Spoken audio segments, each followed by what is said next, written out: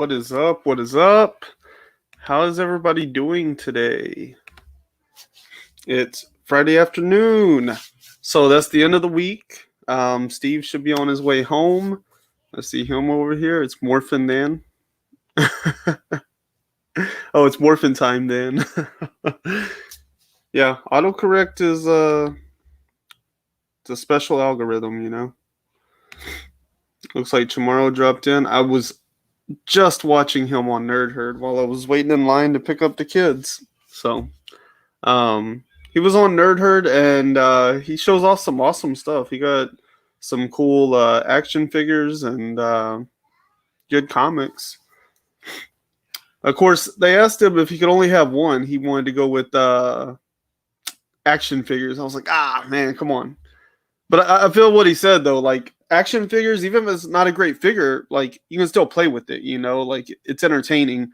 But if you get a bad comic book, then you have a bad comic book, you know? It's not really fun to read a bad book. But a crappy toy, you can just make him, like, fodder for your playtime, you know? So, I feel him on that. Ruben Guzman came through and gave us a cowabunga. So, that means it's going to be a good stream. Until Saint Ruben blesses it, it's not a good stream, you know. Awesome, man. I hope work was easy this week. It feels like I've been very busy this week. It's kind of pulled me away from a lot of things. But everybody I talk to right now is saying the same thing. Like, this week seemed to just be packed for everybody. I think Bearded Comic Bro, I saw him in a chat or something earlier. I think he was there this morning on Legion of Comics. And yeah, he mentioned he had a really busy week. I know Mark over at Legion of Comics, he had a busy week. I had a busy week. I know a lot of people have been out of different chat rooms and stuff. So that's cool. I'm glad it's Friday. I'm glad we made it through the week. And it's going to be exciting to see what happens next week. Mark said all he's doing is organizing his Jane books, so I don't know where he's at.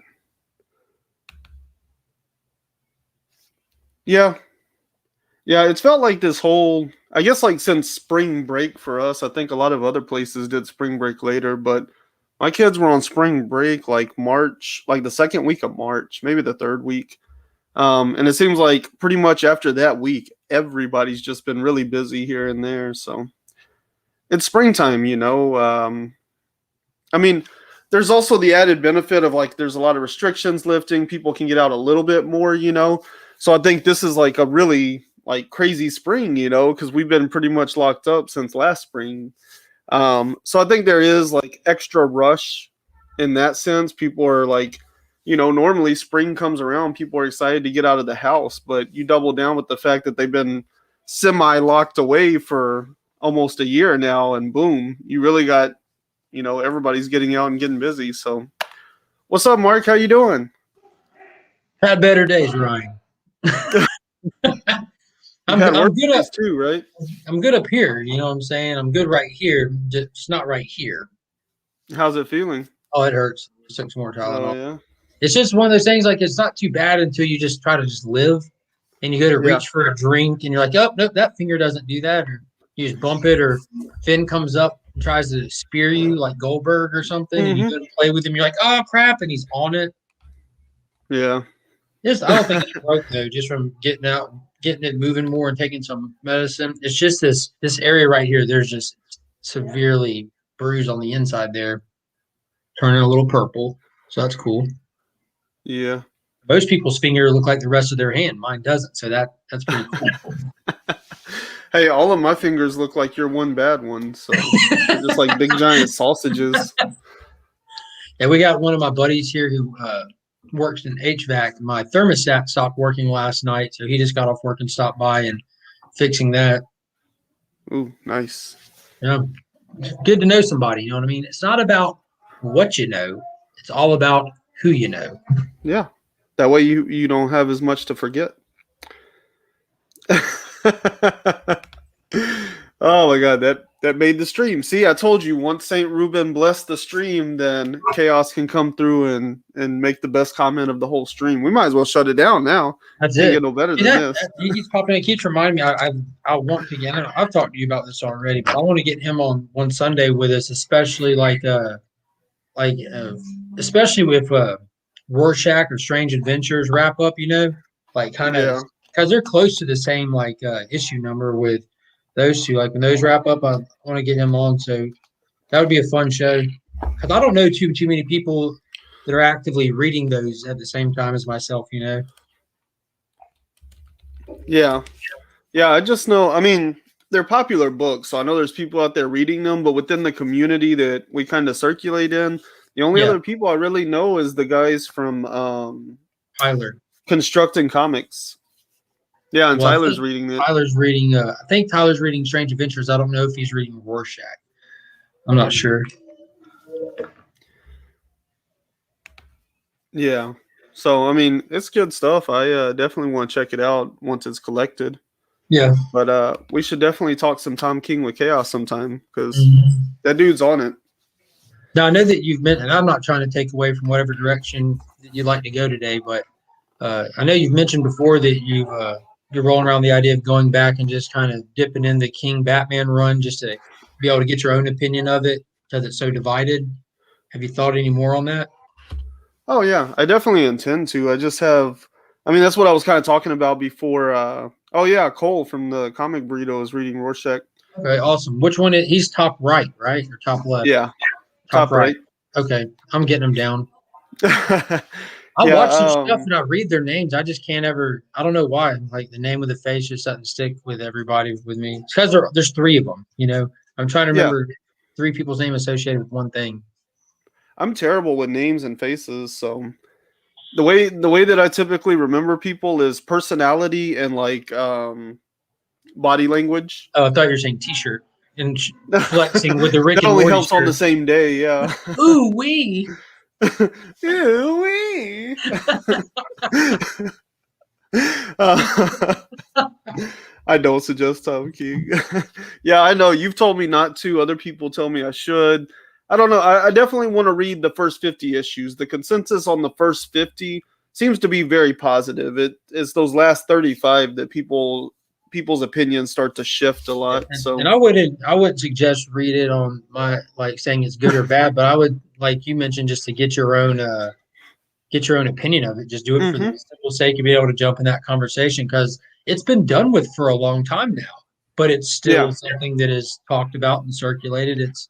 It's worth Well, yeah. I having. mean, we're still early enough in the Tinyan run, which I mean, it doesn't seem like we are, but I mean, we are still early enough in the Tinyan run that you're still getting the comparisons. I think that's a Yeah. lot of what it is. I'm hoping that the Tiny run will be the opposite King run, where the first few are bad and then it's good for a long time. Where King, the consensus, the first long time was good, then it got bad.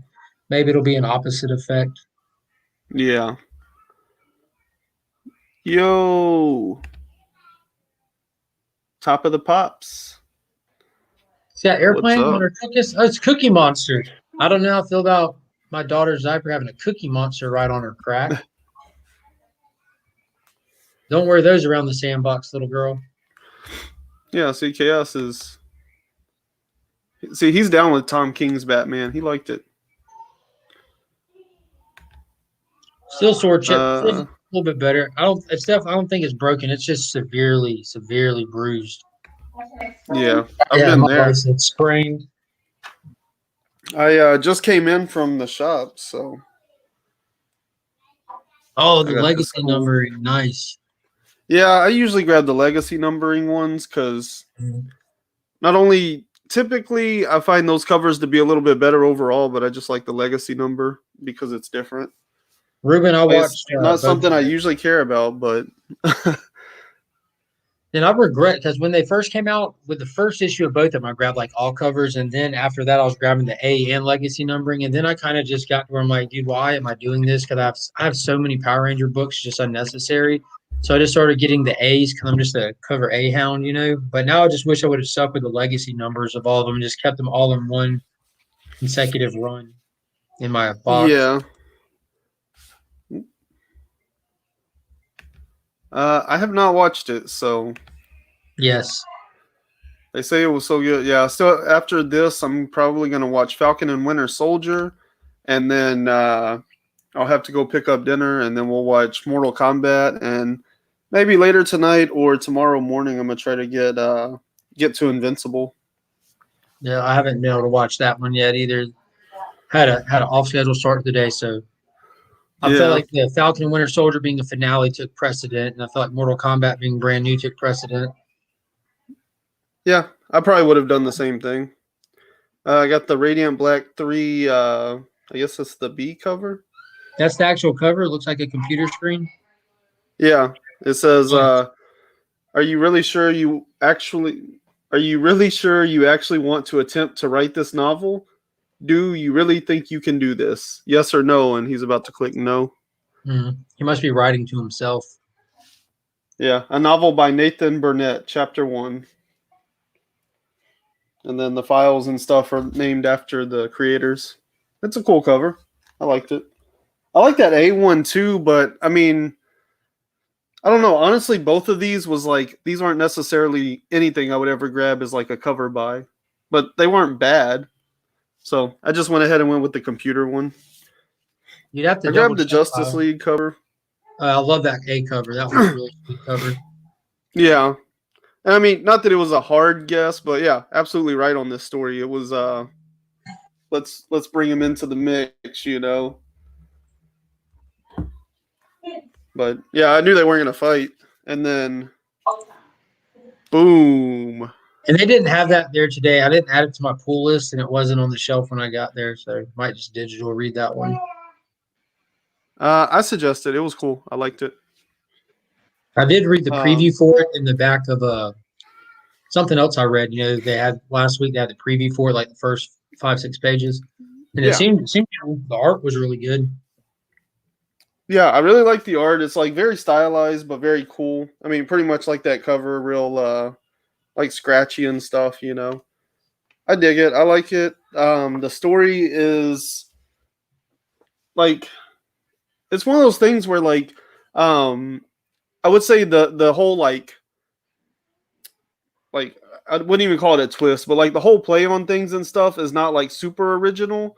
But one of the things I really like about Ram V's writing is how much fun the journey is, you know?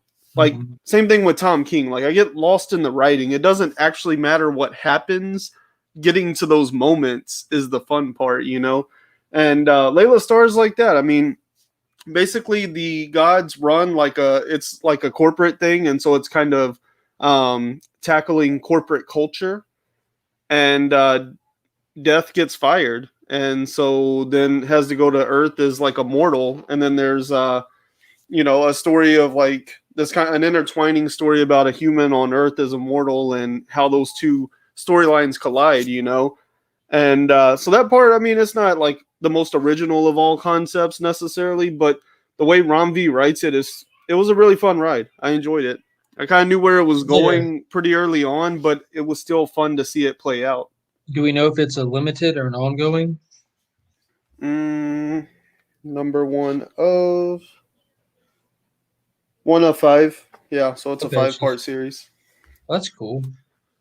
Yeah, I don't yeah. necessarily need things drug out. I agree. Yeah, I Uh, was surprised by how fun that book was. Yeah, I agree. It was a lot of fun. 61, Ruben. Can't wait for the new What legacy number is your Power Rangers? 616. Like 66, 65 or 64? This one is 67. Oh, wow. So I left off at 61. That's crazy to think it moved that quick. Well, Which was because like legacy Mighty Morphin numbering moves across 63. both series, right? Yeah, yeah. Yeah, so that's twice as fast as you would expect. I haven't read Radiant Black yet. Um, the Mighty or Power Rangers was cool. I'm still enjoying that series. Justice League. Have you read Justice League? Oh, yeah. First thing I read. And so, what do you think of Justice League itself?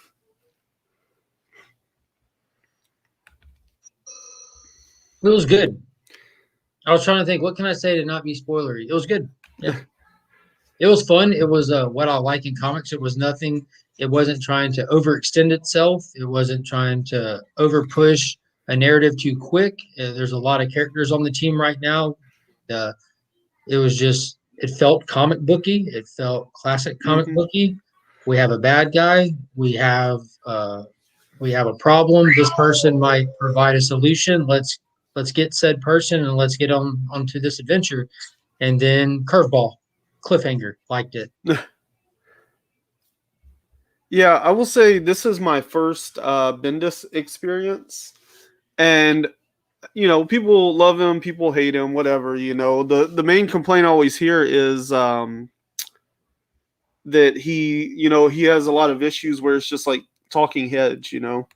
And this delivered on that. So I would say if that's what you don't like about Bendis, Justice League might not be for you And what do right you now. mean, like just excess dialogue?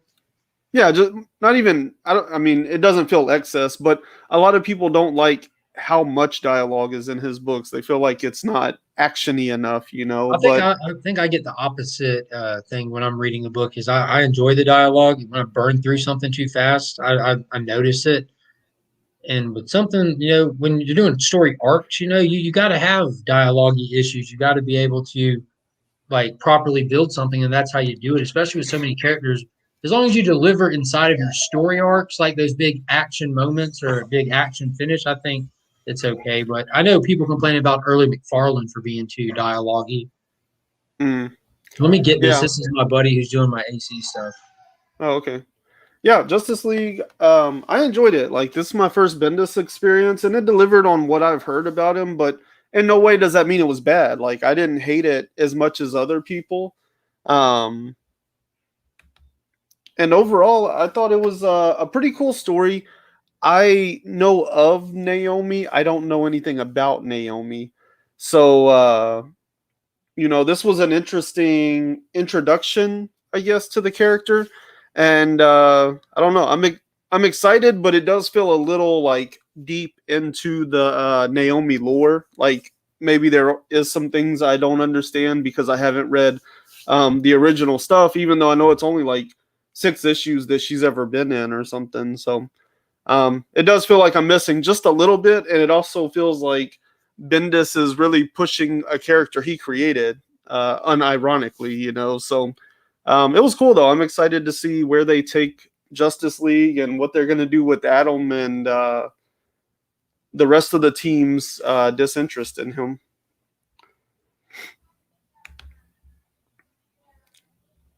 Yeah, I mean, this is the second issue. The first one, really nothing at all happened, pretty much. Just enough to get you into this issue, but this issue was solid, so I'm interested to see where it goes. And then Justice League Dark, that was phenomenal. Yeah, I love the way that it like picked. I was like, wait a minute, what is going on here? I was so confused for a moment there, and then it kind of all clicked into place. That So that was one thing that I caught too, because these are slightly shorter stories compared to the main title of the book. mm-hmm. They're not as long. So I guess they're handling that in this fashion where we possibly get a little jump in Side the story. store, yeah, We just picked it. Yeah. So how do we push the story without the page count? Like commercial break, jump to catch up. yeah. Yeah, because whenever it first switched art, that's what tripped me out. Was like the art changed and the character lineup changed all of a sudden, and I was like, "Wait a minute, what's going on here?" And also where this story started wasn't exactly the smoothest transition with where the last issue ended.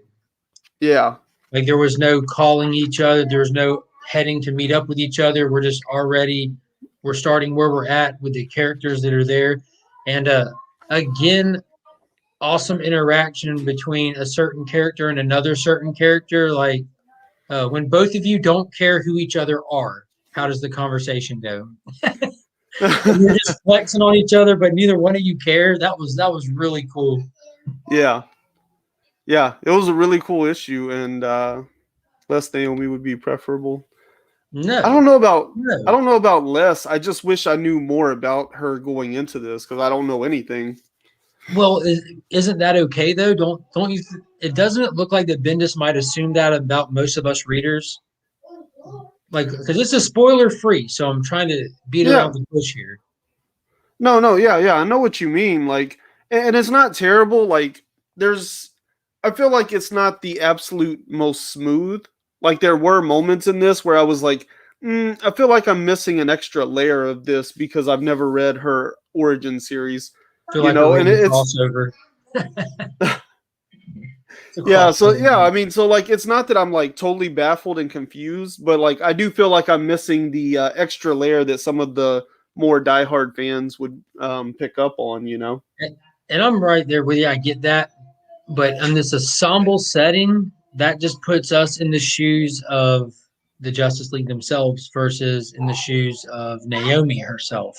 So the people that read Naomi, you're in her shoes. You know what she knows.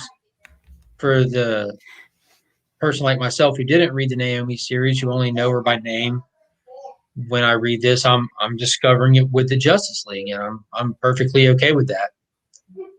Yeah. Books just showed up. Dude, you're so welcome. um, what about you didn't read Nightwing or Catwoman, huh? I did not. I'm sorry, City. They were both great issues. I really liked Catwoman. They have the Riddler. She has him like apparently he got beat up real bad or something. So Did you watch the Harley Quinn show? I'm sorry, sidebar. I still haven't seen it. They've got the Riddler in that too. They got him on a hamster wheel, like out of imprisoned on a hamster wheel, keeping their hideout powered up. But by the time he breaks free, he's been on a hamster wheel so long he's ripped up like Rambo and fully capable of beating people up. It's so funny. That's awesome. It's so funny. Yeah, that's what I like about the Catwoman book is that like Penguin's in there, the Riddler's in there, Catwoman of course, and I feel like there was one other character in there. But like it's all the Batman's rogue gallery that like you like, but they're not in the Batman book. And Okay. so you get to see them like kind of doing their own thing because like Riddler got beat up or like there's a new villain that was like introduced in the last book and then you have Riddler all like injured. So Selina is getting like a black market doctor to fix him up and stuff, but in exchange, she's getting information out of him about where Poison Ivy. She's looking for Poison Ivy, Mm. who's been missing, and then she like Yeah, goes and mixes it up with Cobblepot for a while and stuff. So it's a pretty cool story so far. that's a good point because she has been missing, and they told us readers where she was in Batman 100. We got the tease of Queen Ivy sitting on like her botanical throne and everything, and then in the last Batman issue, we got the tease of the Psycho guy who was like talking about the green down below and everything. And then for those of us who look at FOC and everything, the cover 3 of a certain book spotlights her. Yeah. Yeah, so She's she's gotten out popping up. there. Yeah, like, man, I'm trying to remember now. I need to reread it. It's like there's a drug on the market that's like making people sick or they're dying or something. Is And it the so false then, face drug? huh? Is it the false face drug? I don't think so. Okay, I was wondering because a lot of this stuff is tying into future state, and that was the predominant drug. That and was it the Lazarus drug and Robin Eternal, Yeah, the Lazarus stuff, and the false face drug Lazarus was the residue or one. whatever. Yeah, yeah, the Lazarus resin, and then the false face drug and the Batman Superman future state. Oh yeah, that's right. Okay, yeah. I don't think I read the second Future State Batman Superman, but I enjoyed the first one. As cheesy as it was, like I was like from the very beginning, I was like Superman's gonna like do something dumb and get tricked and like end up tied up or something next to some kryptonite. Knocked that out the park, didn't you? Well, what, It was still kind of fun though. the whole false face drug thing is a callback to the old '60s Batman TV show, anyways. Because false face was a villain that was introduced for that show, and he would just literally have like a mask on or something. You know, he called himself False Face. Yeah. Oh, okay, that makes sense then. Yeah. So Nightwing. Nightwing was pretty cool. You get like some really cool down to earth stuff between him and Barbara that is it's just very well paced. You know, the dialogue exchange is good. The paneling is great for it. It feels like a Friday night date night kind of thing. You know, they deliver on that, and then some things happen there that are consequential to Dick and Nightwing, and so then he takes off and does like some really cool stuff as Nightwing. You know, and I want to say this like this will never get old. Every time that Nightwing does something like super awesome and acrobatic, the way they do like the ghost images, you know? Oh yeah, yeah. Like that never gets old, especially when they catch it on like a double page and he just like moves across the whole panel and stuff. Like How they did that never Katana, gets the old. Outsiders. Yeah, stuff like that. So it was really cool though, and the ending was like a great setup. Like I'm excited to see where it goes. And the theme of it is really cool. It ties back to his circus roots. So that one was a cool read too.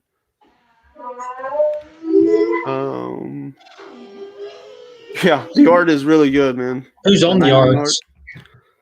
That's a great question.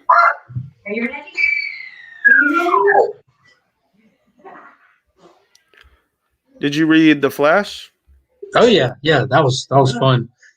Dude, I don't know why, and I'm sure that the character could definitely come off as annoying to some people, but Gold Bruno Beetle, Redondo. I don't think I'm familiar with that name. The character off of the cover, Gold Beetle, that was introduced in Future State, I enjoy that character. Yeah. Guilty pleasure. Like she's Yeah. hilarious. She's annoying. She's supposed to be. For somebody who's hanging out with the speedster, she sure can keep up just with her mouth. Yeah. Yeah. That's perfect. Yeah, I thought that the Flash was a lot of fun. A lot of fun moments. I don't enjoy like the entire product as a whole as much as I did like in the Williamson run, but there's a lot of like just like really great moments in there. And the Gold Beetle was just perfect.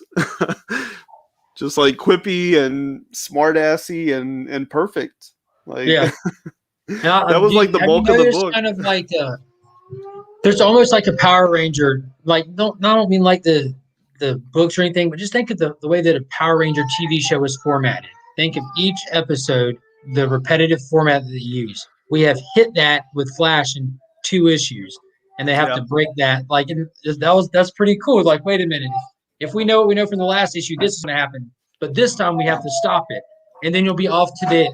Unfortunately, we figured that out, but we haven't figured out how to stop this from repeating itself. So if you can stop this, we can stop a calamity, but then you're off to reset and do it all over again. Maybe we can get a little bit more ahead of it. So it's like they're not just trying to outrun something; they're trying to race ahead of a problem, and Yeah. cut it off. So there's layers to this right now, and it's really interesting. Yeah. Yeah. It has a lot of like fun moments that it just like kind of bounces from one to the next. Mm-hmm. Yeah. Yeah. I mean, it was just like really great. Like the whole second act of this Nightwing book was just like really great. Flash was fun. Finn, will you help sister real quick? Remember. There you go. Good job, buddy. Oh, I picked up. I really like Katana, and I don't really know anything much about her. So I was at the shop. I saw this, and I really like the cover. And I know it's like kind of an explanation. I mean, I've read like 3 or 4 pages of it so far, These and are long reads. These other histories, you almost have to like go take a bathroom break so you can get 30 yeah, good minutes uninterrupted. yeah. I mean, I read for probably about 20 minutes, and I think I made it to whenever she comes to America with Batman, and they're like mistreating Asian Americans, the Japanese Americans. So that was 20 minutes to get that far. That's only like what, maybe 6 pages in or Talk something. about wordy books, these other history. Like, well, these are, it's called the other history because they did in the late 80s the history of the DC universe, which was 2 parts. There were square bound books, and you'd have full pages that were dialogue. You know, they're not speech bubble driven. You know, they're just narrated for the most part. So there's a lot packed into these books. You know, and they've done good in these where it's not just kind of like an overview. They're taking a specific character and walking you a personal journey of that character inside of an overview of the time era. Yeah. Well, how they do it. Yeah. And it's John Ridley on this one as well, right? I know he did 1 and 2. Uh-huh. Yeah, it was John Ridley because I saw that name and I was like, oh yeah, that's the guy that did that awful red and blue disaster. Ugh. And he only Did you read the second one? I haven't yet. I haven't gotten to that one yet. Or any of the books from today. But he's I not wanted on to know this if it second. improved because that first one was not good. Yeah, he's not on this one at all. Whole different set of writers and artists. 5 different writers. Some of the writers double and do their own art. But where the red and blue #1 was an unnecessary introduction to who Superman is for some reason, this one looks like it's going beyond. So we're getting some more some Superman stories out in space in it. We're getting some Hank Henshaw. We're getting some Val Zod. So it's not even just all Clark even. So hopefully the second issue will be what I was hoping for from the first issue. If not, I'll just drop it after this. Yeah. Yeah, see, that was my thing is like I kind of I don't know, like I was barely interested in it and then the red and blue thing just that I don't know, that gimmick I guess just like really didn't hold my eyes the way I wanted it to. I was like, this is kind of annoying. In all honesty, I didn't expect that part to be appeasing to me, which it really isn't. You know, no, that gimmick does not come across like, oh, give me some more poorly colored comics. No, I was just excited about the Superman anthology aspect of getting. You know, I was hoping that maybe like if we get 4 stories, I'm hoping for three good ones and 1 meh. But it was kind of just the opposite. There was only 1 decent one in that first issue with the kid having to carry old school Superman to the top of the building so he could get him in the sunlight. That was pretty cool. But again, the art wasn't anything impressive. Not even just the colors, the art in it. There was no like real amazing. Yeah, and that's the thing. Like I knew the gimmicky artwork wasn't going to hold me, but I was hoping that there would be like amazing writing that would hook me and kind of sell me on the art. But I don't know, that first issue was not a good first step for me. No, but taking over for John. John who?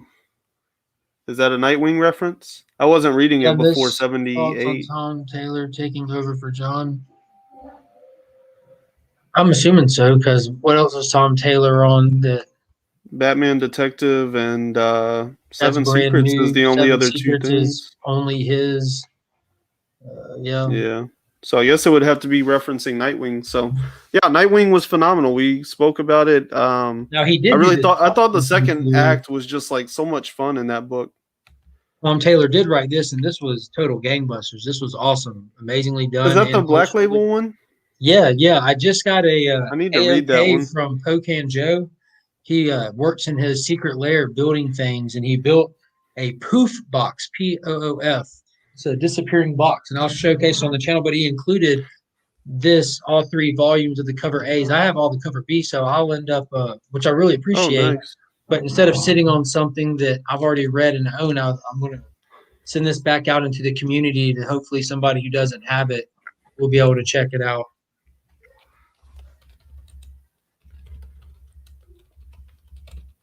Yeah. What series did he take over? He said John Kent and then PKG. Philip Kennedy Johnson is PKJ. Was Philip Kennedy Johnson on Nightwing? Well, right before that, though, he said John Kent, so I'm not sure what he's referencing. It was taking over for John Kent. Oh, no, I don't know. PKG. Oh, wait. There is a brand new Superman book coming out. It's called Superman, Son of Kal-El.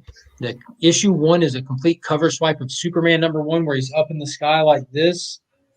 And it's like the yellow border. So what we talked about, Brian, since you started reading Superman, Jonathan taking over, Guess what's coming? From Tom Taylor? I don't know who's writing it. I have to go back and look. But Jonathan is taking over the Superman title. Oh, nice. Okay, that's going to be awesome. And if Tom Taylor's writing it, dude, boom, I'm so in. Boom. Nice bed. There, the present. All right. My Vanna White. Yeah.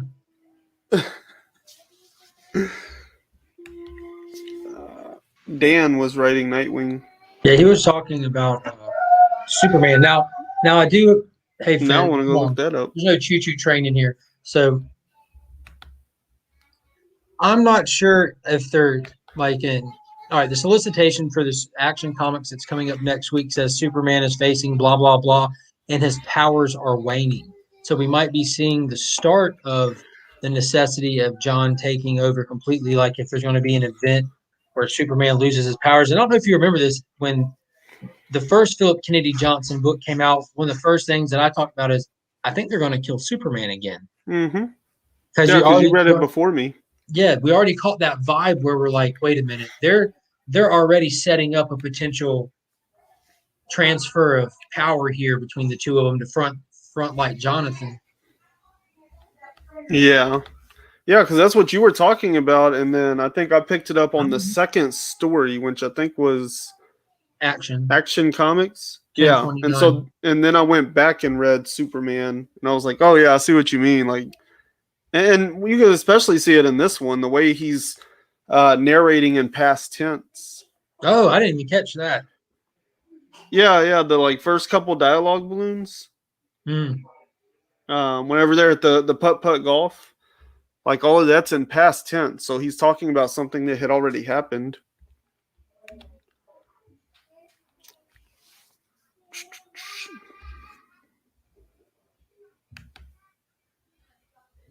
So yeah, I don't know when that change is going to happen. If the Action title is still going to keep up with Clark, like maybe a depowered Clark. But as for the Superman title, it's going.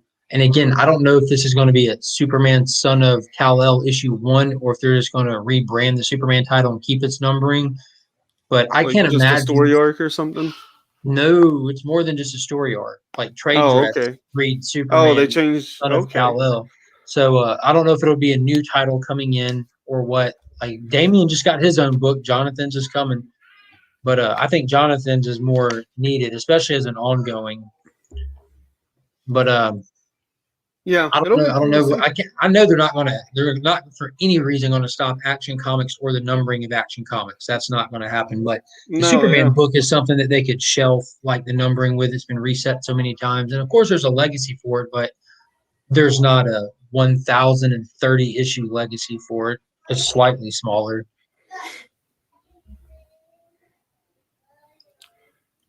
Interesting. Oh, I'm so excited.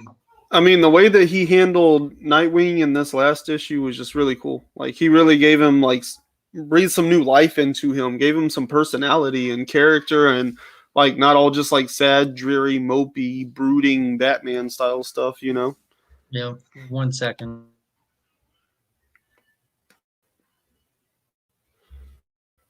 Yep. Action will continue with PKJ. Yeah, that's really cool because I haven't really read Superman much, if any, and then I read All-Star Superman, and that kind of put me in the mood, and then I grabbed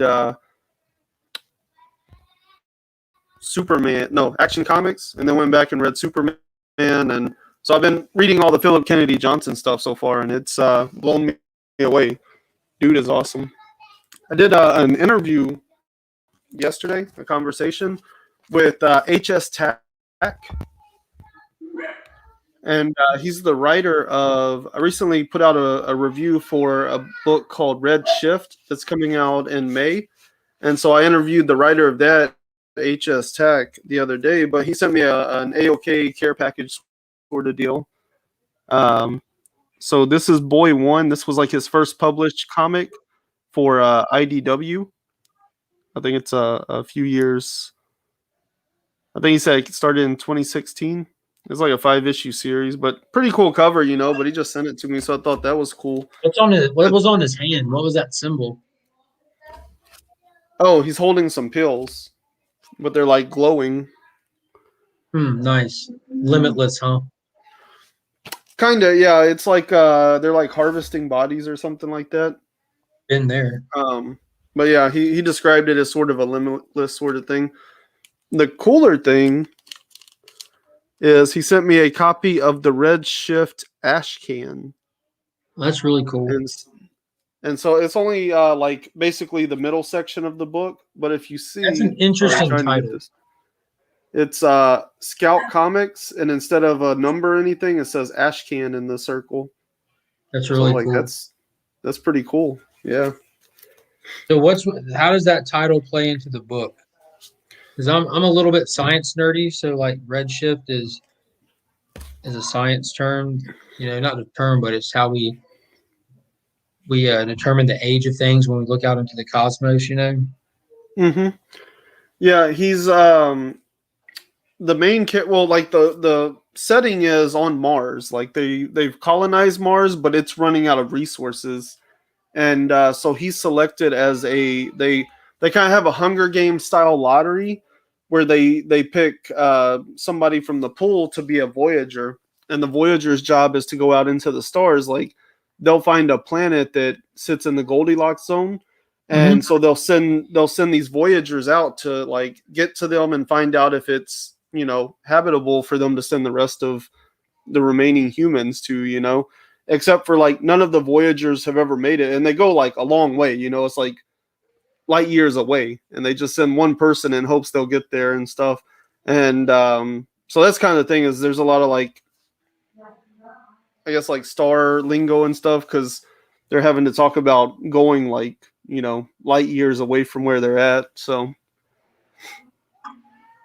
I would say the title itself hasn't tied in specifically yet, but I mean, it's only one issue. He hasn't left Mars yet. He was just selected and kind of gave his backstory. Gotcha. Because like his mom was selected as a Voyager. That's like the big conflict in his head, is there's like these two things that are really like messing with his head, and one of them is his mom was selected as a Voyager and she left. They never got confirmation that she's dead either, though. Like all the other Voyagers, they kind of know what happened to. In my world, Voyager means something totally different. Yeah.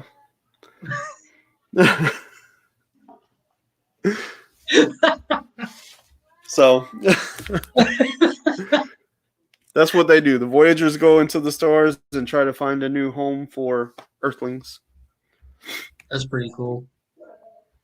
Yeah, it was cool. It was a cool first issue. I enjoyed it. How many issues are out? None of them yet. Oh, none of those are available to purchase yet? Nuh-uh. May 19th is the first one from Scout Comics. Humble brag.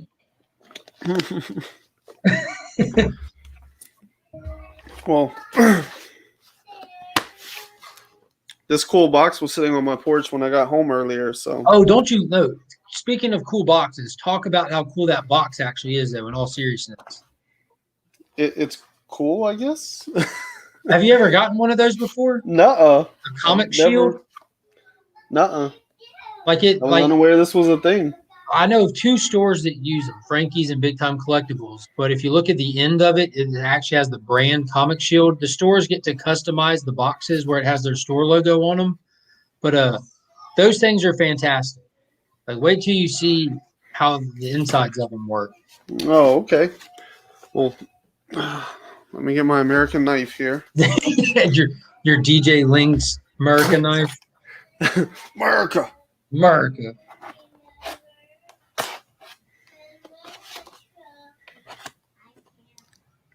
Comic Shield is fire. It is. And they make them in slab sizes as well. And the slab ones, you can take a slab one, put a slab in it, then take one of those, and they fit in. They're like Russian nesting dolls with each other. The different size shields that they like work with each other. See that? There's no tape in there. No tape. No pull tabs needed. That's pretty cool. It's like opening a briefcase in Pulp Fiction. I mean, I doubt y'all can tell, but yeah, there's like no give. Like they don't move at all. They hug the book. It's like letting your best friend sleep in a Yeah. silk hammock. Yeah, because like the tabs, you know, they're pulled up. If y'all can see, they're pulled up, so whenever it sits in there, it's always leaning in, and then whenever you close the box, it's pushing down just very Even gently more. on each of these to make sure they don't move at all. So that's pretty cool. I never seen one of these. Never received one. Mm-hmm. Can you buy them as a regular human, or do you have to have a company? I'm sure you can go to comicshield.com and purchase your very own comic shield. What you need, homie? Super This? secure. Yeah. Oh, And there's a nice gap between where the books sit and the box. So the only way they could really get damaged is from directly onto the flat side. But if it comes, you know, corners and stuff, it's all pretty distant. So let's see what's in here. Boom. That was just a little toss-in. I know you Superman. Oh, All-Star #1. I know you enjoyed it. That's a little special edition promo one that they did for it. Very cool. Nothing magical or special, but dude, it says special edition right there. It's very special. Okay, nothing magical but special. That's cool though. I like that imagery. And that's obviously you can tell from the trade dress at the top. That's when Man of Steel was coming out, so they were promoting some Superman books. Yeah. What is this all the books? Yeah, you got to flip it over. That's that Yara floor poster that I showed you. Oh, I see. Yeah, they're just DC Connects, and on the backside they're always posters. These are the ones in the shops, right? Yeah. Dark Knight Returns, The Last Crusade. So that's like the Frank Miller has his own Batman universe with the Dark Knight Returns and Master Race and Superman Year One and all that stuff. That's the Jason Todd story. It was a one-shot. Oh, okay. Well, that's cool. Man, that Joker kind of somewhat reminds me of the Leto version. But and this is the only one that JR JR did all the interiors for that one and that cover. So that's Romita Jr. Very cool. Yeah, I like that. That's, man, he looks twisted. The Last Crusade. Yeah, don't they have one called like The Golden Child or something? Yeah, that was the most recent one shot where you get Frank Miller's Jonathan. Jonathan Kent?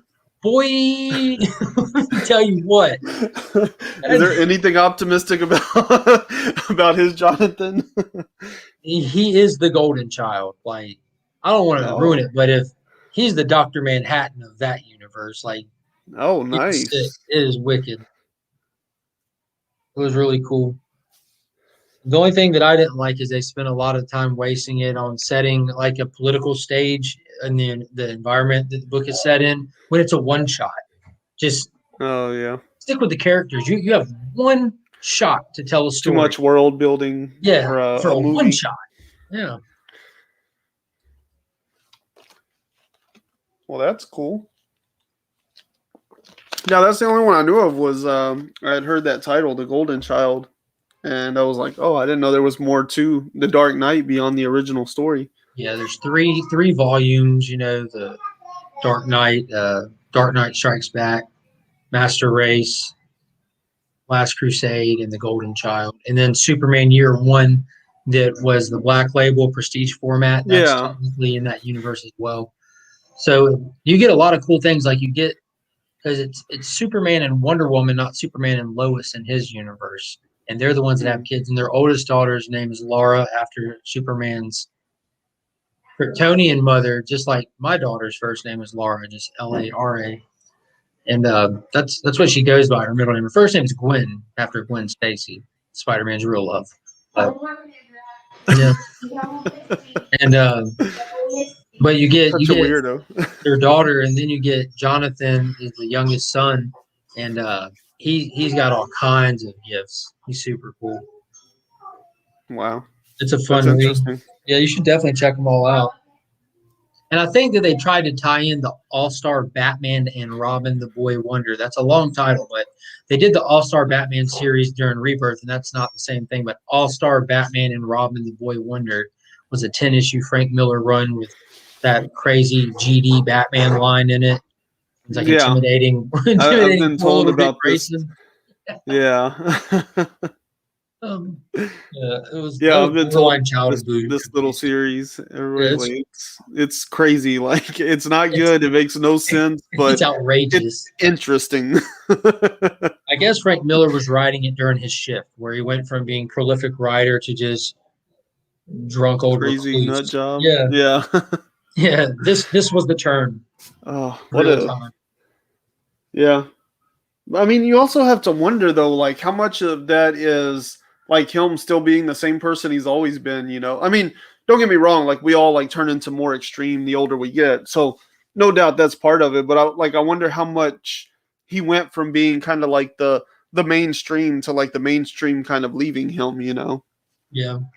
Well, he's still writing in his time era that it was his whatever his heyday was. He might just still be Yeah, looking at the world through those classes. And I like the talked about this. '70s and '80s. I can't remember what writer it was that we were talking about how like they were on fire for a long time and now they're just lackluster and like they stop looking at the world. They stop over analyzing the world. They start caring about those grandkids that are around or those, you know what I mean? Yeah, Their attention is in different places, so they're not as attuned to things to create on the same level. yeah. I mean, to me, I like the Dark Knight and stuff. Like the world that it lives in reminds me a lot of Top down, Finn. like Taxi or something, you know, like that With Robert real De Niro. gritty, yeah, like that real gritty, dirty, like '70s New York, you know. You looking at me?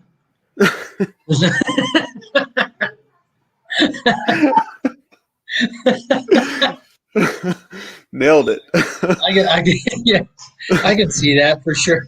They need to do like, you know, how they put Arnold's face on a younger body. Yeah. They need to just put like De Niro's face on you and give you his role in the whenever they decide to reboot Taxi. Hey, I'll read those lines. Master Race was pretty cool, but a lot of people did not enjoy it. I loved it, and they even had these The little title miniature sounds a little problematic off the top. So It's supposed to be. It's absolutely supposed to be. But I don't think I've ever even heard of that one, and I think the other one was The Last Crusade. Master Race was the most recent one from just a handful of years ago. I think it was 12 issues, if I'm not mistaken. It was 9, 10, or 12, but it was really good. It was the most that they really dove into the Frank Miller world because they've not teased, but they've had characters introduced like smaller characters, the Atom and what have you, here and there throughout other series. But we really get a, a lot of different characters in this, and the centerfold for each issue contained a mini comic, like probably about yay big, attached to the main comic. So you get there and you time out and you'd read a mini comic, and the first one would be about Batman, the second one about Superman, the third one about Wonder Woman, the next the Atom, the next Hawkman. Like just your supporting cast get their own mini comic, and it was awesome. They're really expanded.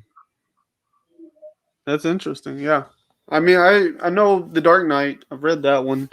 And then I think I've heard of like The Dark Knight Returns, and then I knew the Golden Child or whatever from adverts, but the other ones I didn't even know they existed. And I heard about the GD Batman stuff, you know, Yeah. and how crazy that run was. But like The uh, Last Crusade and Master Race, I had never even heard of those till today. So I guess I got a lot of reading to do. yes, Wicked Man. Cool. Did you read anything else this week that you want to mention? Oh yeah, dude. I don't know why you haven't talked about it because again, like you're a big guy on storytelling and different story mediums. That's the the $25 Batman book. Yeah, he can't even talk in that, is what I heard. Did you hear my description of it in that short video I did Tuesday? I don't think so. All right, I'm going to give you the sales pitch. All right, imagine a world where you're the city's defender and you're standing on top of the roof looking down on your city and a rift in the sky opens, much like a breach, think Pacific Rim, a reality that you're standing in is different than what's on the other side of that rift, and it's pulling things in. And by Like chance events, crossover? you get pulled into this rift. And you emerge on the other side in an unfamiliar area where a storm is raging 360 degrees away from you, but it's not coming any closer. It's just maintaining its distance. And before you can even get your bearings, you're attacked by somebody you cannot place where he's from or when he's from. And then you go to try to communicate with him, and you find out that you have no voice. And that you start trying to think, and you realize that your memory isn't there. And the only thing that you remember for sure is what your muscles tell you, and that's that you're able to fight. That's this book. That's what it is. Batman Fortnite. 0 point. Oh my god. That's it. So I guess because the characters don't talk in the video game, they don't talk when they get in here. The storm raging around you is the edge of the map. Like it's so they play perfect. I don't Fortnite. I don't know much about it, but I have seen like gameplay of it. It looks like just a square map, nothing crazy, where they build and shoot each other. Like it's like Minecraft and Call of Duty mix or something, is how it was described to me. But the edge of the map in the video game, like where there's no map, just that surrounding is purple, and that's what the storm is. It's a purple storm, so it's your game boundaries. Yeah, So that was pretty cool. Yeah, that's all it is. It's like an island, and everybody's dropped into the island, and there's like doubles and stuff like that. But the most generic team mode, or the most generic game mode, there are no teams. All these people are dropped on a map, and there's a storm. And when you're in the storm, you take damage over time pretty quickly, you know. And so over time, that circle shrinks, and so the storm gets smaller and smaller, and that's what drives everybody together, you know. So nobody can really camp on the map. And at Now, the I end, spoke one with person's people at the left standing. store as I witnessed a run on these books happening inside the store, and I reached out to our network and pointed it out to people that like to try to stay on the up and up with that. And I was talking to some folks, you know, and they were saying some of the people that were kind of more comic-y that are also familiar with Fortnite were saying that they're looking forward to potential crossover with characters because the Fortnite people own a lot of licensings, you know, to be able to get, I guess, where you download different characters to play as or whatever. And they said that they were anticipating seeing Snake Eyes in this book. And the cover B for this book had somebody who looked strangely familiar to Firefly, just different color outfit. Like it's the same outfit. It was just like when you're playing a video game, you pick the suit number B. You know what I mean? Just the same outfit, just change the color. But then when I was looking at stuff online, just trying to see what's what with what's coming, if I might want to continue reading it. Snake Eyes is on the cover of issue 3. So I don't know if it'll be included in the book or what, but maybe we get a Batman Snake Eyes fighter. I don't know the nature of the game. Maybe it's just somebody that wears a Snake Eyes outfit but isn't really Snake Eyes, or how that works, because they're just skins you put on your own character, right?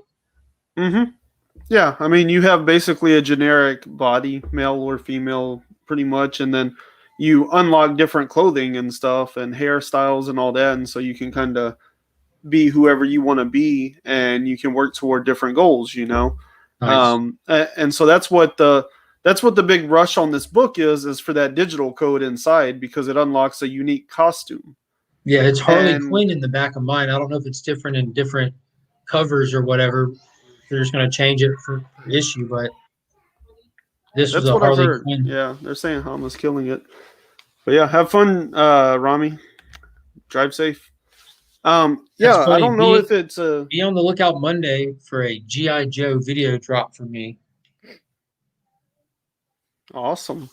Yeah, so I was listening to a podcast. It's the one that has the guy that's a retailer here in Houston.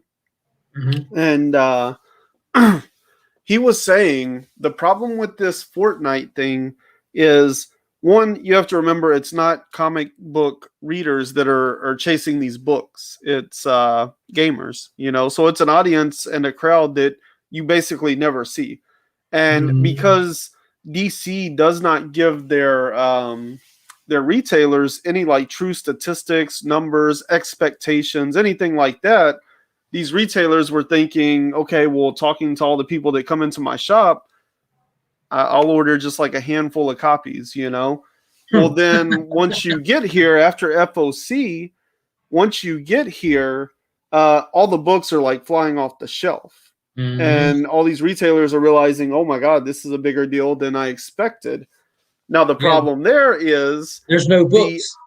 Yeah. yeah, so you need to get the second print, right? Except for second print FOC was before the book actually came out. So they again Yeah. didn't realize how insane the, right? So now we're on to third print on this. Now here's where the real problem comes in. The codes that you get in the book, all of those items will be purchasable directly from the Fortnite store come a certain date. That certain Oh date God. happens to be like a few days before the third print will actually be released. So now these retailers have already gotten burned because they didn't order enough on the first print. They still didn't know Oh, what it was going to be like, so they got burned on the second print. And then now they ordered can't too go, many well, on the third.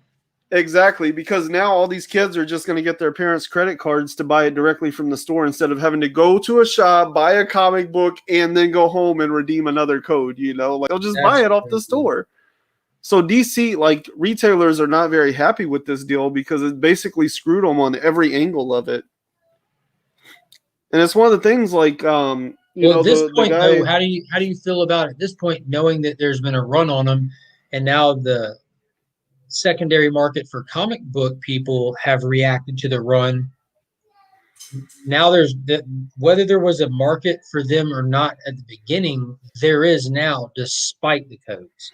Now these books are like the secondary market is, for lack of a better description, just kind of the same people inside this large secondary market of collectors that Oh trade books yeah, back. They trade books amongst themselves inside of that market. yeah, yeah. It's a I'm very going to buy it and insular hope to flip it. community. I'm going to buy it and hope to flip it. So the book's going to circulate with some form of value amongst them, probably. Mm-hmm.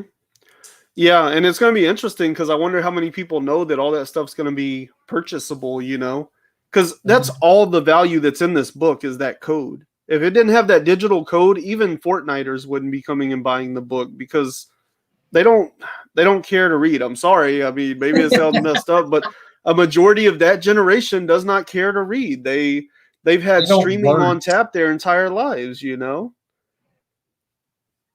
For us it was like, okay, well you can like watch this TV show at a certain time on a certain day once a week, or you could get comic books and have a chance to read them like all the time, you know. It was a thing for us, but these kids now they just stream everything and like my kids don't even read that much, even if they are interested in whatever it is that they have to read there. So these Fortnite kids were not going to buy that comic book if it wasn't for the fact that they could get the code and get the product like 6 months early.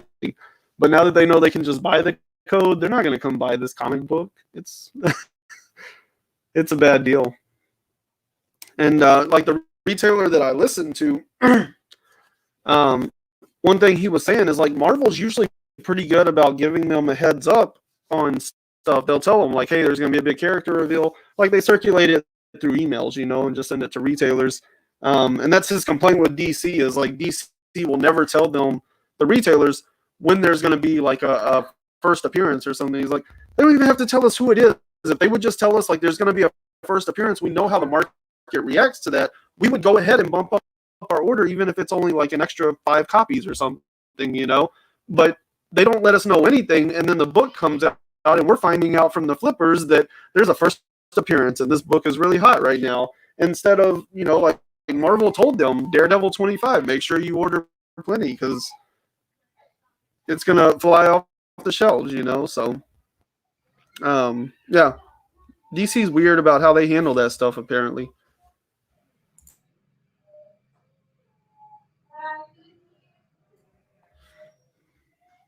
I had to tell my buddy by figure out what the verdict was on the unit.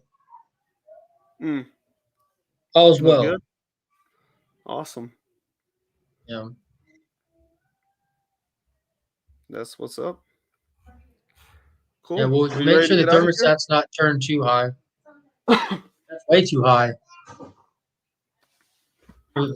sweating our Balzacs off.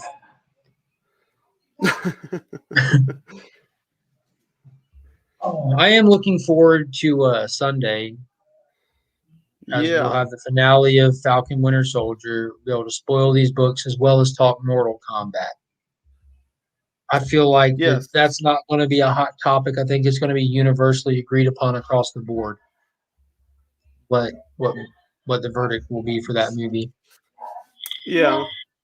Yeah, I'm interested to see it. I mean, I've never What been like huge into Mortal Kombat. I enjoyed that first movie. I was, man. The second movie was See, I was always more The, like I've never really been that big on fighting games, but when it was like Street Fighter. That was kind of my favorite one.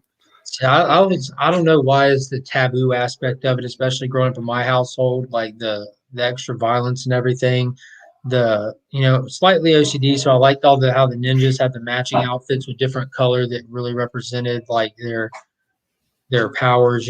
Reptile was green, Sub Zero was Yeah. blue, Scorpion with the fire power was yellow, and so I've had all the Mortal Kombat games all the way up through Nintendo 64. And then the short period of time that I owned like an Xbox or something, that was what I bought was Mortal Kombat Deadly Alliance when that first came out. And then I stopped caring about video games that have to load. Oh yeah. In all seriousness, that's just about the time I lost interest. Is just short attention span. Yeah. But I, Oh I yeah. love I the mean, movies. I remember seeing them in theaters. I saw Annihilation in the theater a bunch of times because we were young and we had a theater next to our house that we were able to go watch movies for free. So in the summertime, we would just, whatever they were playing during their matinees, we'd go eat lunch and go watch a movie. And, you know, yeah. I Yeah. I remember the mean, old Mortal Kombat, The Journey Begins 36-minute long cartoon. It was just a little non-starter pilot for an early 90s cartoon, and I rented that from Blockbuster countless times. And on USA Network, when we were growing up, they had the Mortal Kombat TV show that was styled after Mortal Kombat 3. In the late 90s, you had Mortal Kombat Conquest on TNT that came on after WCW Monday Night Nitro, and watched that a handful of times. But then no, never. the webisode series that they did in like 2010 and 2011, they were really good. And for me, this Mortal Kombat movie, like I just named a bunch of stuff: old cartoons, old non-starter pilots, old TNT television shows, actual movies, sequels, and this movie fits right down here. It was that bad, man. You know This me, should be I'm an easy sell, Ryan. I'm this an should be an easy sell. interesting watch. Yeah, I do feel like I will say this. I do feel like the last I don't know, maybe like week and a half. I feel like I've rubbed off on you a little too much. You've gotten kind of cynical about a couple things. Yeah, I can see that. Or you're just But I speaking was with you surprised to see you regularly come some back that days. hard on Mortal Kombat. I was like, wow, I really didn't think he cared that much about the movie, and I really didn't think it was going to turn out to be bad enough to be this bad. To be critical of. Yeah, there And you go. see, and you heard my thoughts this morning. How I said I don't expect it to be good, but I expect it to be fun. That's the Hmm. lowest standard I can have for a movie. Like I'm not Yeah. looking for picture quality, this, that. I'm looking for it to be fun. Just I want to have enjoyed myself. We'll see. You'll see. I've seen. Yeah. Yeah, we're going to watch it here in a couple of hours, so I'm going to find out. And I'm hoping that my telling you what I thought might make your experience a little bit better. Taking That's whatever literally what I was about to say. your I was like, I subconscious hope that you standards. have lowered my expectations enough that like it won't matter. It's like Kong. Like my friend came over the other day. He asked me if I'd watched Kong and Godzilla, and I was like, yeah, like all the human stuff was garbage, but it Mhm. was fun It whenever they was got to the fun, right? fighting. That's all that I matters could have in a done movie with a like that. lot less human stuff. Like I didn't really Yeah, need all the everyone window could. characters, In a but giant monster you movie, know we don't even need the humans. yeah, the fun parts were fun. I mean, they could have just started out with a couple of humans doing something stupid, and the wall falls down, and Kong breaks out, and him and Godzilla just fight for the next 90 minutes, and I would have been in. Perfect. Like, there was Perfect just too film. much human stuff involved in it in general. I don't know why. They know that part is not enjoyable. They know that part's not good, why do they force it on us? Like, Well, just give I us will the be stuff we honest. want. I enjoyed watching them travel to the center of the earth, because the center of the earth isn't like unique to that universe. You know, like Jules Mm-mm. Verne explored that, and there's a whole little theories to the Hollow Earth stuff, and Yeah. you know, it's just that was fun for me. Like I enjoy those cheesy Journey to the Center of the Earth movies and Yeah, Journey and to like Mysterious Island. Avatar, it had like some beautiful shots, you know. Like I Mhm, imagine whenever they're like in the little hovercraft things going through, mhm. following Kong and all that, like I'm That sure was that cool. looks whenever they flip, I bet in the theater that is an experience to be had, you know. But pretty much all the other human stuff was stupid. Them on that ship and all that, like all their reaction shots, I was like, cut all of these reaction shots out and just show me a monkey and a lizard try to beat the crap out of each other. Like, I don't want to see these humans react to every punch. Like, why did they keep cutting back over there? It was. And see, I Ugh. didn't mind too much of it. I like the fact they had the little girl in there being the communicator to King Kong. It was like kind of a callback, in my opinion, to like Mothra and everything. So I didn't mind Yeah. that at all. It didn't bother me like that. And I Yeah, a guess I little just bit have was my. cool. All the stuff with 11 or whatever, though, Oh the yeah, that was. finger. I don't That part understand any of they that. could have cut all that. Yeah, it made no sense to me. I was like, I don't even know what their mission is right The now. the the Like, whole why are they purpose doing the this? whole purpose it turned out was for them to have one moment where they hit one button to create a 1 second hiccup in Mechagodzilla. Yeah. Just to give them a 1 second hiccup. That was their entire plot thread. Now, if you just wanted them in there to keep the character Mark alive from King of the Monsters, and maybe to keep 11 in there for future films, you did a poor job of not giving her a relevant part in this. Yeah. You didn't need Sarsgaard then. You could have had anybody else from Monarch be the ones carrying the mission to the center of the earth. Monarch, who would be the most familiar with it, Monarch, where he already works, and thus he's tied in. You know, it was just you didn't need to bring the new characters in. You could have done the same thing with the Yeah. existing cast that were unnecessarily present because you didn't use them. Yeah. I mean, yeah, like I said, it was fun. It wasn't bad by any means, but they could have just done less human stuff and it would have been, that much better. The CGI was fantastic on Oh Kong. my god, yeah. Yeah.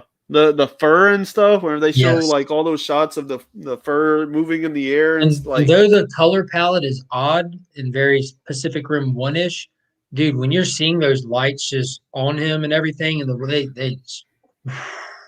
yeah. it was it was clean. Like, dude, there's a giant monkey somewhere, and they just filmed them. That's what they did. Yeah. Yeah, you really, especially those opening shots whenever he's inside the containment center, like you can't Mhm. even really tell. I mean, there's some moments where it looks a little animated, but for the most part, you could, it looks pretty realistic. It's crazy. I Yeah, can only I had a imagine where blast. CG is going to go from here. I had a blast watching it. I've rewatched it one time straight up, rewatched it, and then another time I've had it just fired up in the background and stuff. That's a movie that you can rewatch because there's plenty of enjoyable moments, fast paced moments, and it's not too long and stuff. It was fun. Yeah. Can't be said about some other more recent films. Yeah. We'll get into it Sunday. We'll see what happens. Oh, so What's it called? Steve's like, I'm 25 minutes in. So far, so good. I'm like, man, this sounds like it's going to become another one of those battles. I already see the drama on the no, I'm not, horizon. dude. The strong start. Honest to God, strong start. Yeah. And by the end, you're gonna be like this. What? For 7 minutes they had released, and the acting was pretty stiff. Like I wasn't blown away by that, but the choreography was pretty cool. The powers were all pretty cool. So Which other Mortal Kombat movies have you seen? I've seen the first two. Mortal Okay. Kombat So and Annihilation. yes. So if you had say like give somebody a direct comparison, I would refer this movie's acting the best comparison ever is honest to God Mortal Kombat Annihilation. It's almost like they remade that film. Don't tell me that. I hate that movie. This is just a modern version of that. So if computer standards and stuff are right here today, and they were right here for during Annihilation's time, standards are right here. Annihilation worked down here. Well, today standards are up here. This new one worked down here. It was just weird. Like everything about it. Like what? Hmm. That's weird. Yeah. Yeah, I agree. That's disappointing. I agree. I don't know. I haven't seen Annihilation in years, but that's by choice. Look, I didn't like it the when I two finish times I this, did see it. I need to go watch Annihilation to fix the taste in my mouth. Don't know. Need Jax to punch you in the teeth. Yeah, yeah, you'll see. Oh my god. I hope you have fun watching. I can guarantee you, you'll probably have an enjoyable experience watching it because of what you're going to do. You're making a night out of it with your family. There's nothing about a movie, no matter how bad it is, that can ruin that. Period. Well, I mean, my big hope here is that what you don't like about it has to do with your knowledge of the franchise, because I have no knowledge, like I know almost nothing. So I'm hoping that can make a difference. What is up, Panda? I'm There's excited nothing to I hate see more than sitting through a movie that's good enough to not be so bad that it's good, but like not good enough to be enjoyable, like that. Oh, like those like three 3 to 5 star movies. I cannot watch those. I don't know how people do it. What? But you give something like 1, 2, maybe even 3 stars, and I'm in, because that means it's worth watching because it's that awful. But when people make a middle of the road film, I hate it. Like, why couldn't you just fail more? Check out what I just got in the mail. LOL. I'm on this. What is this? Making my video now. I think I should be expecting one of these. Yeah, where is this?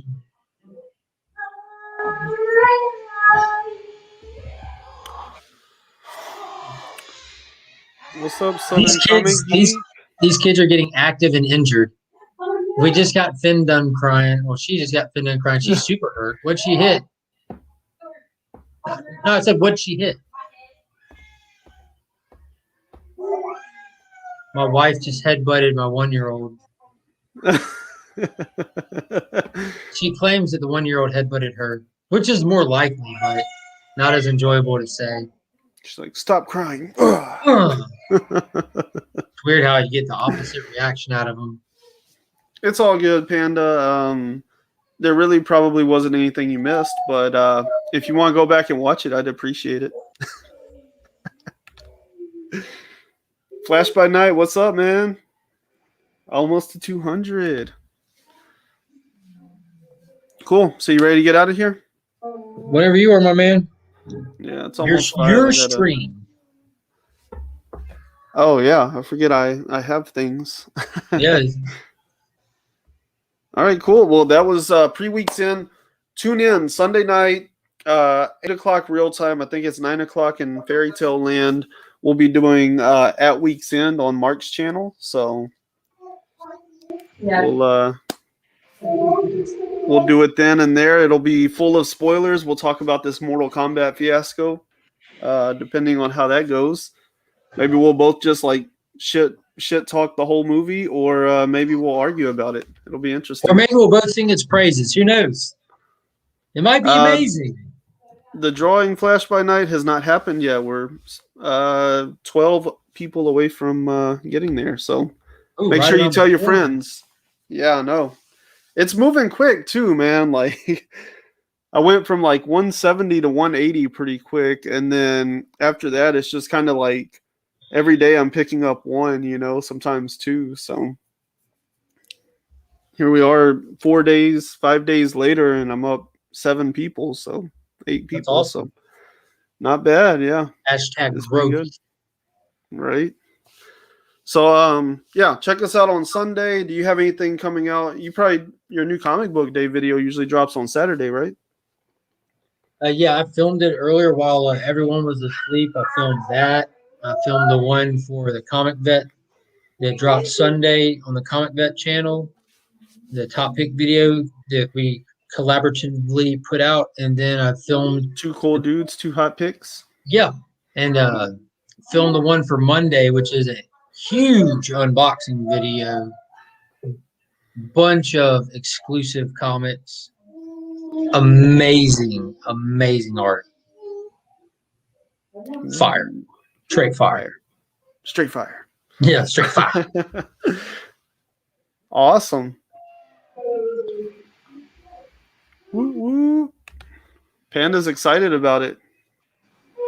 Is Panda a Mortal Kombat guy? I don't know. Have you watched it yet, Panda? And I know that Sundays you already have the mail call hangout, and I know that you got family obligations, but you are more than invited to hop on there and chat with us. I know you mentioned last week that you have yet to be on a Legion of Comics hangout, but that's because you were the first person I had on my channel back when it was Adventures of Mark and Finn. So you nice. predate Legion of Comics. Ooh. So he was on like at weeks in episode 3 or 4 with me. Damn. He That's predates forever ago, huh? a month of Sundays ago. Yeah, I'm big a big Mortal. Okay. So I was like, I could see Panda being like interested and excited for a Mortal Kombat movie. I didn't know if he was into it back in the day though, but makes sense. I'm not shocked. That'll be cool. All right. Well, we'll be back to talk to y'all on Sunday. Mark has some cool videos coming out on his channel Saturday and Monday, so don't miss those. Bye.